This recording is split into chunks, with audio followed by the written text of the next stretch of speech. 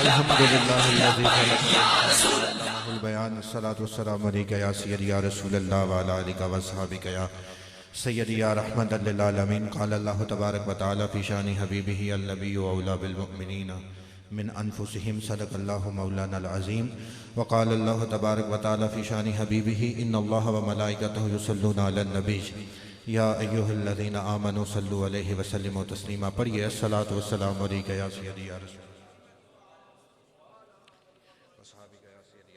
العالمین۔ تحریک لبیک پاکستان ضلع راولپنڈی کے امیر کسی وقار و ذی حشم نب محترم حاجی محمد رمضان چشتی صاحب دامت برکاتہم القدسیہ، آپ کے ساتھ ساتھ بابائے اہل سنت قبلہ راجہ محمد اظہرم حمید سیالوی صاحب، دیگر تمام علماء کرام، سرکار کے ثناخان خصوصاً بالخصوص غازی ملت اسلامیہ غازی ملک ممتاز حسین قادری علیہ رحمہ کے بھائی ناب محترم ملک عابد صاحب اور آپ کے صاحبزادے، اللہ رب العزت ہم سب کی ان گھڑیوں کو آخرت میں ذریعہ نجات بنائے۔ سامعین ذی احتشام، جب بھی ربیع الاول شریف کا مہینہ شروع ہوتا ہے، آپ اکثر دیکھتے ہیں 2-1 مہینے پہلے تقریباً ربیع الاول شریف کا مہینہ گزر چکا ہے، تو جس طرف نظر دوڑائیں ہر طرف گھروں کو سجا دیا جاتا ہے، گلی محلوں کو سجا دیا جاتا ہے، آپ کی مساجد کو سجا دیا جاتا ہے، ہر کوئی خوشیاں منا رہا ہوتا ہے، چراغاں کی جاتی ہے، تو لوگ آپ سے پوچھتے ہیں اکثر کہ آپ ایسا کیوں کر رہے ہیں، تو ہم انہیں بتاتے ہیں کہ یہ وہ مہینہ ہے جب ہمارے کریم آقا، ہمارے رحیم آقا، پیکر خلق عظیم آقا اس دنیا میں تشریف لائے۔ ہم اس لیے خوشیاں مناتے ہیں۔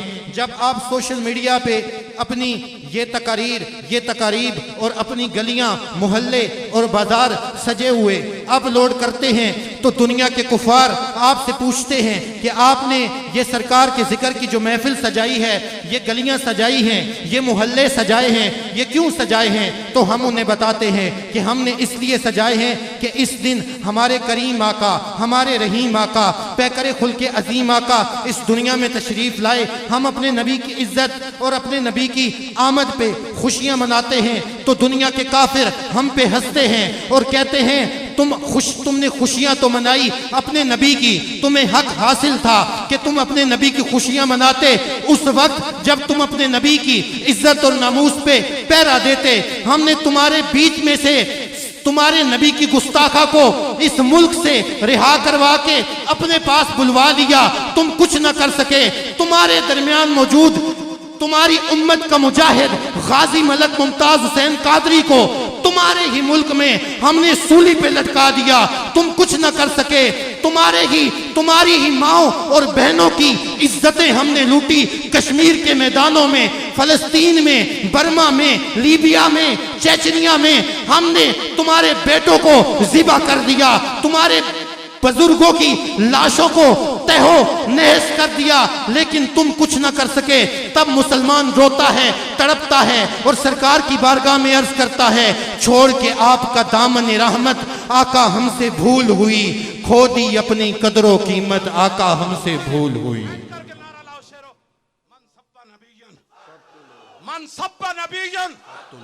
چھوڑ کے آپ کا دامن رحمت آقا ہم سے بھول ہوئی، کھو دی اپنی قدر و قیمت آقا ہم سے بھول ہوئی۔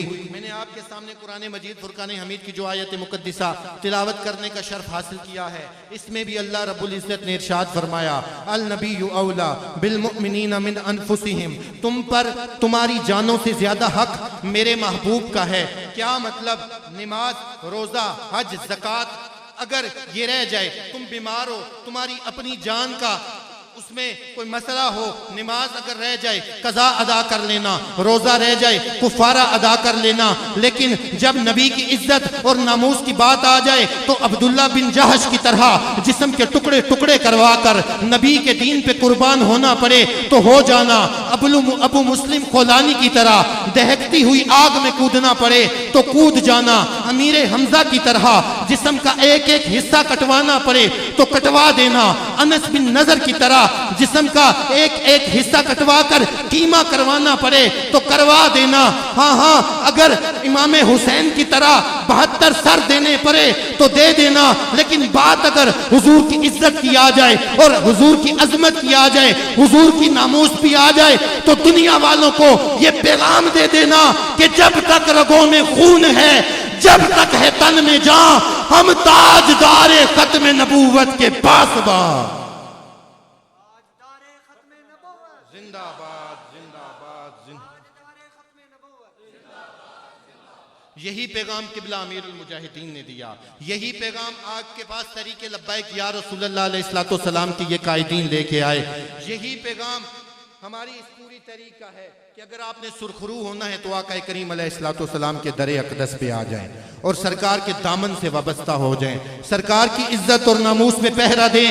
تحریک لبیک کے پاس کوئی نیا منشور, کوئی نیا دستور نہیں. ہمارے پاس وہی قرآن ہے, وہی نبی کی سنت ہے, وہی صحابہ کی زندگی ہے, وہی بدر کے میدان ہیں, وہی احد کی کہانیاں ہیں, وہی قادسیہ کے قصے ہیں, وہی کربلا میں عظیمت کی داستانیں ہیں. ہمارے پاس اگر کہانی ہے تو بلال حبشی کی ہے, ہمارے پاس اگر کہانی ہے تو مولا حسین پاک کی ہے. ہم آپ کے سامنے کردار اگر پیش کرتے ہیں تو سلطان صلاح الدین ایوبی کا کرتے ہیں, محمد بن قاسم کا کرتے ہیں, نور الدین زنگی کا کرتے ہیں. ہر سمت برستی کرنوں نے افسانہ شب غم توڑ دیا, اب جاگ اٹھے ہیں دیوانے, دنیا کو جگا کے دم لیں گے. یہ بات عیاں ہے دنیا پر, ہم پھول بھی ہیں تلوار بھی ہیں, یا بزم جہاں مہکائیں گے یا خون میں نہا کے دم لیں گے. سوچا ہے قندیل اب کچھ بھی ہو ہر حال میں اپنا حق لیں گے. عزت سے جیے تو جی لیں گے یا جام شہادت پی لیں گے. عزت سے جیے تو جی لیں گے یا جام شہادت پی لیں گے. ہم حضور کی عزت و ناموس پہ پیرا دینے کے لیے نکلے ہیں. آپ اگر دیکھیں بہت سی سیاسی جماعتیں آئی, 72 سال گزر گئے, کبھی آپ نے کسی کونسلر کے نعرے بلند کیے, کبھی آپ نے کسی ایم پی اے کے نعرے بلند کیے, کسی ایم این اے کے نعرے بلند کیے. ہمارے پاس نہ تو کسی کونسلر کا نعرہ ہے, نہ ہی کسی وزیر کا نعرہ ہے, نہ ہی کسی مشیر کا نعرہ ہے, نہ ہی کسی دنیا دار کمینے کا نعرہ ہے. ہم چاہتے یہ ہیں کہ 72 سالوں میں لوگوں نے آپ کو اپنے پیچھے چلایا, ہمارا رخ آپ کا رخ اپنی ذات کی طرف کیا. ہم یہ چاہتے ہیں کہ آپ کا رخ مدینہ طیبہ کی طرف ہو جائے یا گنبد خضرا شریف کی طرف ہو جائے. زندہ آباد زندہ آباد تاجدار ختم نبوت. آپ اپنے ہاتھوں کی زیارت کروائیں. قبلہ امیر المجاہدین کہتے تھے کہ آپ ہاتھ اٹھاتے ہیں تو آپ کے ہاتھوں سے نور نکلتا ہے. نعرہ اس ذوق اور اس تڑپ کے ساتھ لگائیے کہ ربوہ میں قادیانی بھی کانپ جائیں. تاجدار ختم نبوت. ایک مرتبہ پھر دونوں ہاتھ اٹھا کے تاجدار ختم نبوت. حضرت خبیب بن عدی رضی اللہ تعالیٰ عنہ, ابھی دھرنا ہوا نا فیض آباد میں, سرکار کے دیوانے اور پروانے وہاں پہ پہنچے.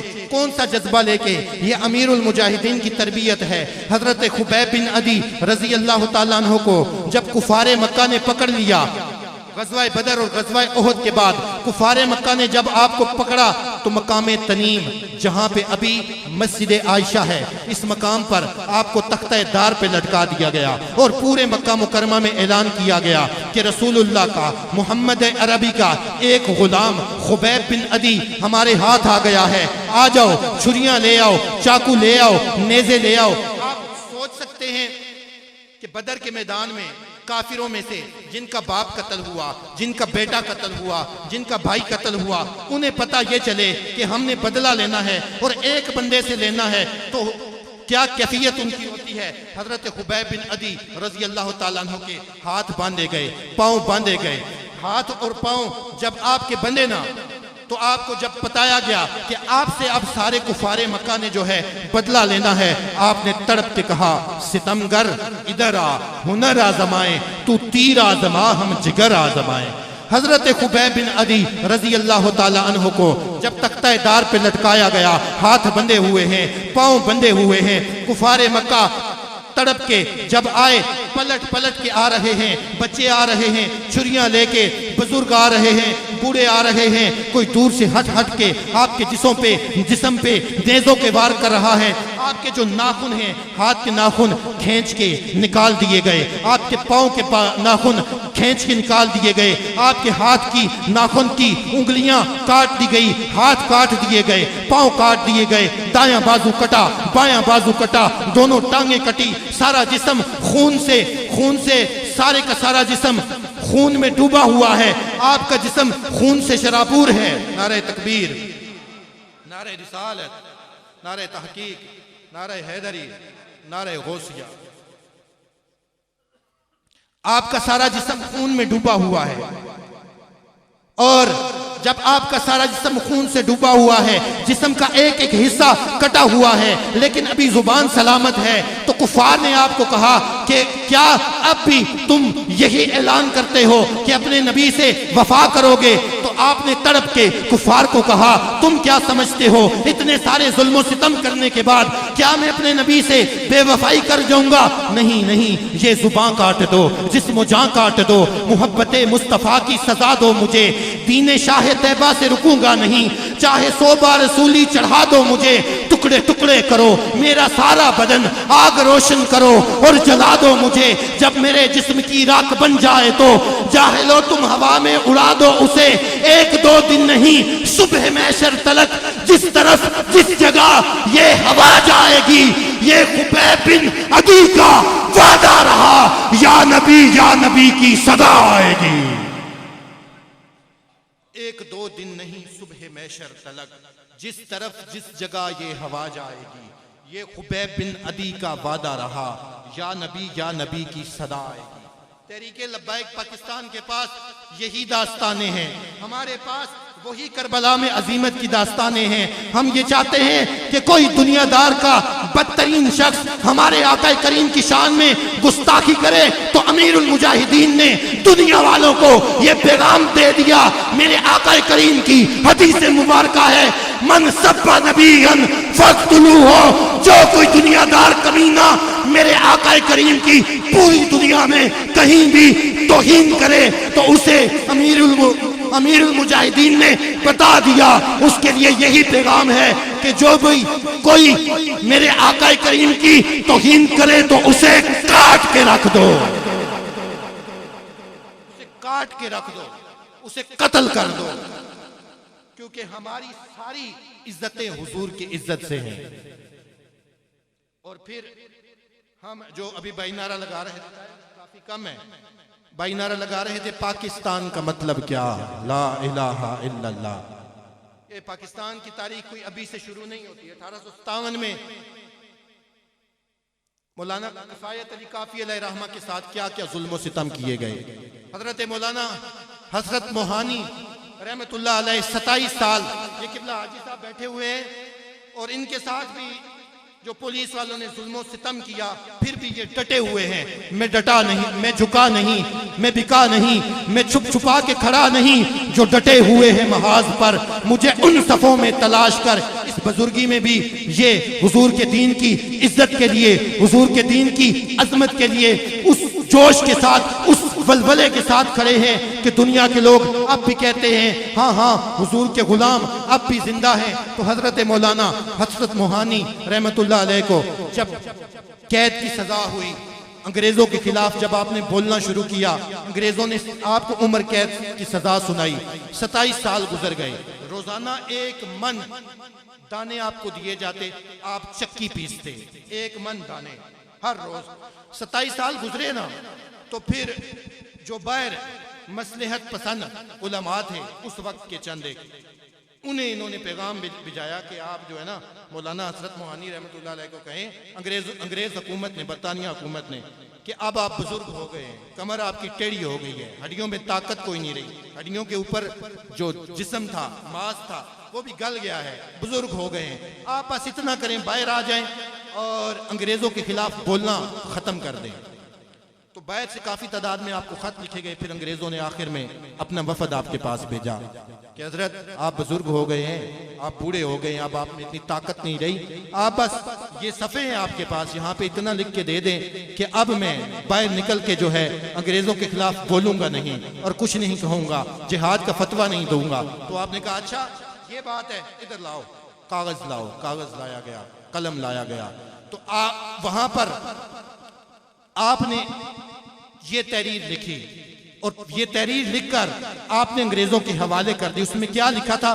بالکل اسی طرح کے اشعار آپ نے لکھے، ہے مشق سخن جاری چکی کی مشقت بھی، ایک طرفہ تماشا ہے حسرت کی طبیعت بھی، جو چاہے ستم کر لو اب اور بھی گل کھیلو، پر ہم سے قسم لے لو کی ہو جو شکایت بھی۔ علامہ حافظ خادم حسین رضوی رحمۃ اللہ علیہ، کیا جرم تھا آپ کا؟ کیا جرم تھا؟ اور آپ کے ساتھ انہوں نے کیا کچھ نہیں کیا؟ آپ کے سامنے نا، یہاں آپ گلی محلے میں دیکھیں، کوئی آپ کے بیٹے کو دپڑ مارے نا، بندے کا کلیجہ ایک بار باہر نکل کے آ جاتا ہے۔ آپ کی بیٹی کو کوئی کچھ کہے تو آپ رہ نہیں سکتے۔ قبلہ امیر المجاہدین کے سامنے بیٹھے ہوئے ہیں، ٹانگوں سے معذور ہیں، آپ کے سامنے آپ کے بیٹوں کی پٹائی کی گئی۔ آپ فرماتے ہیں کبھی آپ اسعد رضوی صاحب کو، صاحبزادہ اسعد رضوی صاحب ابھی قائم مقام امیر، ابھی حالیہ جو ہمارے امیر ہیں، آپ کے بارے میں، اور انس رضوی آپ کے دوسرے صاحبزادے ہیں، پولیس والے آتے، اب قبلہ امیر المجاہدین وہ چل تو نہیں سکتے نا۔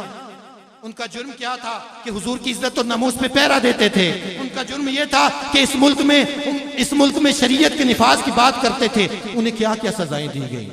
آپ کے سامنے سعد رضوی صاحب کو، انس رضوی صاحب کو مارا جاتا، کبھی آگے سے مارتے، کبھی پیچھے سے مارتے، اور قبلہ امیر المجاہدین فرماتے ہیں وہ کلاشن لے کے آپ کے سینے پہ رکھتے، بچوں کے سینے پہ، اور اتنی زور سے دباتے کہ قبلہ سعد رضوی صاحب کے بارے میں فرماتے کہ اتنے وہ زخمی ہوئے کہ وہ مرنے کے قریب چلے گئے۔ انہوں نے کہا شاید اب یہ مرد استقامت شاید واپس پلٹ آئے۔ پھر جیل میں جب جیل لے کے جانے لگے آپ کو، تو ویل چیئر پہ لے کے جاتے آپ کو، نہیں، انہوں نے بازوؤں سے پکڑا، دستار پھینکی، گھسیٹ کے لے کے جا رہے ہیں۔ کیوں اتنے ظلم و ستم آپ نے برداشت کیے؟ پھر جیل کے اندر، یہ نومبر کا مہینہ ہے، دسمبر کا مہینہ ہے، نومبر میں آپ کو پابند سلاسل کیا گیا، دسمبر، جنوری، فروری، مارچ، رات کو دو کمبل ہم کریں تو ہم سے رہنے نہیں ہوتا۔ تو وہ جیل کے اندر بیٹھ کر ادھر سے بھی ہوا آ رہی ہے، ادھر سے ہوا آ رہی ہے، پانی میں بھیگا ہوا کمبل آپ کو دیتے، اور پھر کبھی کبھی وہ نیچے پانی بھی چھوڑ دیتے، آپ پھر بھی بیٹھے رہے۔ کیوں بیٹھے رہے؟ حضور کی عزت اور ناموس کی حفاظت کے لیے۔ وہ وہاں رہ کر آخری لمحے تک اس بات پہ ڈٹے رہے کہ کچھ بھی ہو جائے ہم اپنے نبی کے دین سے بے وفائی نہیں کریں گے۔ تو آج لوگ کیسے رہ سکتے ہیں؟ آج ہم بکے، لوگ کہتے ہیں بکے ہیں آپ، ہائے ہائے ہائے بکے ہیں۔ تو قبلہ امیر المجاہدین نے کہا، اس وقت کہا کرتے تھے 2 سال گزر گئے ہیں، ابھی تک جو ہے کوئی ثابت نہیں کر سکا، تو اگر میں مر گیا 1000 سال کے بعد بھی اگر یہ بات ثابت ہو گئی نا تو میرے قبر پہ آ کے تم جوتے مارنا، لیکن میں یہاں پہ آ کے کہوں گا ہاں ہم بکے ہیں، ہم بکے ہیں۔ ہم 2018 میں بھی، 2017 میں بھی بکے تھے اور 2020 میں بھی بکے ہیں، لیکن ہمارے بکنے میں اور تمہارے بکنے میں فرق ہے۔ تم بکے ہو تو ڈالروں کے عوض، تم بکے ہو تو گلیوں کے عوض، تم بکے ہو IMF کے آگے، تم بکے ہو FATF کی شرائط کے آگے۔ تمہارا بکنا امریکہ میں ہے، تمہارا بکنا لندن میں ہے، تمہارا بکنا وائٹ ہاؤس میں ہے۔ تمہارا سودا ہوتا ہے تو کبھی اوباما کے آگے، تمہارا سودا ہوتا ہے تو کبھی مودی کے آگے۔ ہمارا بکنا ہے، ہمارا بکنا ہے۔ ہم اگر بکے ہیں 2017 میں، ہم اگر بکے ہیں 2020 میں، تو مدینہ طیبہ کی گلیوں میں بکے ہیں۔ تم اوباما کے آگے بکے تو ہم مدینے کے تاجدار کے آگے بکے۔ زندہ باد، زندہ باد، زندہ باد، زندہ باد۔ تمہیں وہاں کا بکنا قبول، ہمیں یہاں کا بکنا قبول۔ یہ تو حشر کو معلوم ہوگا نا کہ جیتا کون اور ہارا کون۔ آپ کے لیے یہی پیغام ہے، آئیں سرکار کے دین کی طرف آ جائیں۔ اسلام میں ہی عزتیں ہیں، اسلام میں ہی عظمتیں ہیں، اسلام ہی آپ کو روٹی دے گا، اسلام ہی آپ کو کھانا دے گا، اسلام ہی آپ کی معیشت درست کرے گا۔ امت مسلمہ کی عزت اور آبرو کی حفاظت چاہتے ہیں، آئیں اسلام کا دامن تھامیں اور تحریک لبیک کے ساتھ کھڑے ہو جائیں۔ ہم اس ملک میں شریعت کے نفاذ کے لیے نکلے ہیں۔ قبلہ بابا جی اکثر فرمایا کرتے تھے کہ حضرت خالد بن ولید رضی اللہ تعالیٰ عنہ کی تلوار واپس نہیں آنی، بلال حبشی نے واپس نہیں لوٹنا، موسیٰ بن نصیر نے بھی نہیں آنا، طارق بن زیاد نے بھی نہیں آنا، سلطان صلاح الدین ایوبی نے بھی دوبارہ پلٹ کے نہیں آنا، داتا علی اجویری علیہ الرحمہ نے دوبارہ سے نہیں آنا۔ امام عالی مقام نے وقت کی یزید کے سامنے کھڑے ہو کر دوبارہ سے پلٹ کے نہیں آنا۔ ہاں اگر ان کی دعائیں ہیں ہمارے ساتھ، روحانی تائید ضرور ہمارے ساتھ ہوگی، لیکن اس مشن کو لے کے آپ نے آگے نکلنا ہے۔ نوجوانوں اٹھو، ہمارا ساتھ دو، تحریک لبیک کا ساتھ دو۔ یہ ہماری بات نہیں، یہ رسول اللہ کی بات ہے۔ اب وقت آ گیا ہے کہ ہم وقت کے یزیدیوں کو پیغام دے دیں کہ کچھ بھی کر لو، جو چاہے ستم کر لو، لیکن کسی صورت ہم اپنے نبی کے دین سے بے وفائی نہیں کریں گے۔